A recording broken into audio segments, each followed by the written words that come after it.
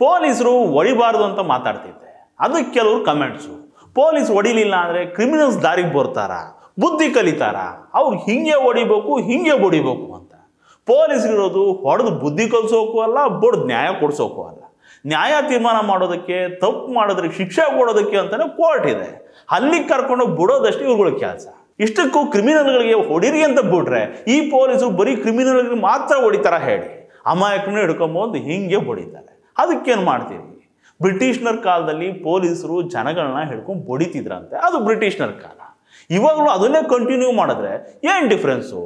ಯಾರಿಗೆ ಬಂತು, ಎಲ್ಲಿಗೆ ಬಂತು 47ರ ಸ್ವಾತಂತ್ರ್ಯ, ನೋಟಿಗೆ ಬಂತು, ಪೊಲೀಸರ ಬೂಟಿಗೆ ಬಂತು 47ರ ಸ್ವಾತಂತ್ರ್ಯ ಅನ್ಬೇಕಾಗತ್ತೆ.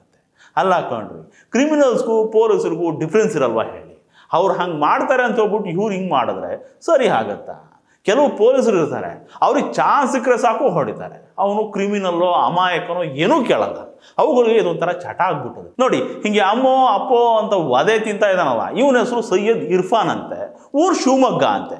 ಇವನಿಗೆ ಇಬ್ಬರು ಎಂಡ್ರಂತೆ, ಗಂಡ ಎಂಡ್ರದ್ದು ಏನೋ ಕಿರಿಕ ಅಂತೆ. ಶಿವಮೊಗ್ಗ ವುಮೆನ್ಸ್ ಪೊಲೀಸ್ ಸ್ಟೇಷನಲ್ಲಿ ಇವನನ್ನ ಹಿಡ್ಕೊಂಡು ಬಂದು ಕೂರಿಸ್ಕೊಂಡು ಉದ್ದುದ್ದ ಕಾಲು ಚಾಚಿಸ್ಕೊಂಡು, ಚಾಚಿರೋ ಕಾಲನ್ನು ಬೂಟ್ ಕಾಲಲ್ಲಿ ಒಬ್ಬ ತುಳ್ಕೊಂಡು ಇನ್ನೊಬ್ಬ ರಾಗಿ ಮಿಷನ್ ಬೆಲ್ಟ್ ತಗೊಂಡು ಎತ್ತಿ ಎತ್ತಿ ಬಾರಿಸ್ತವನೆ. ಈ ಇರ್ಫಾನ್ ಬಾಯ್ ಬಡ್ಕೋತಿದ್ದಾನೆ. ಈ ಸ್ವಂಟಕ್ಕೆ ರಿವಾಲ್ ಬೇರೆ ಹಾಕೊಂಡಿದ್ದಾನಲ್ಲ, ಇವನೇನೋ ಅಲ್ಲಿ ಜೀಪ್ ಡ್ರೈವರ್ ಅಂತೆ, 1000 ರೂಪಾಯಿ ಕೊಟ್ಟರು ಸಾಕಂತ ಜನಕ್ಕೆ ಇಟ್ಕೊಂಡು ಹೊಡಿತಾನಂತೆ. ಇಲ್ಲಿ ಈ ಇರ್ಫಾನ್ ಹೆಂಡ್ತಿನ ಮೆಚ್ಚೋಕೋ ಏನೋ ಮೈ ಮೇಲೆ ದೆವ್ವ ಬಂದಂಗೆ ಆಡ್ತಿದ್ದಾನೆ. ಇದೆಲ್ಲ ಆಗಿ 2 ವರ್ಷ ಆಗೋಗ್ಬಿಟ್ಟೈತಂತೆ. ವಿಡಿಯೋ ಇವಾಗ ಹೊರಗೆ ಬಂದೈತೆ. ಇವಾಗ ಹೇಳ್ರಪ್ಪ, ಇಂಥ ಪೋಲಿ ದನಗಳಿಗೆ ಊರ್ ಕಾಯ್ರಿ ಅಂತ ಬಿಟ್ರಿ ಏನೇನು ಅವಾಂತರ ಮಾಡ್ತವೆ ಅಂತ. ಇಂಥವುಗಳಿಗೆ ಹೊಡಿರಪ್ಪ ಅಂತ ಪೌರ್ ಬೇರೆ ಕೊಡ್ಬೇಕಾ?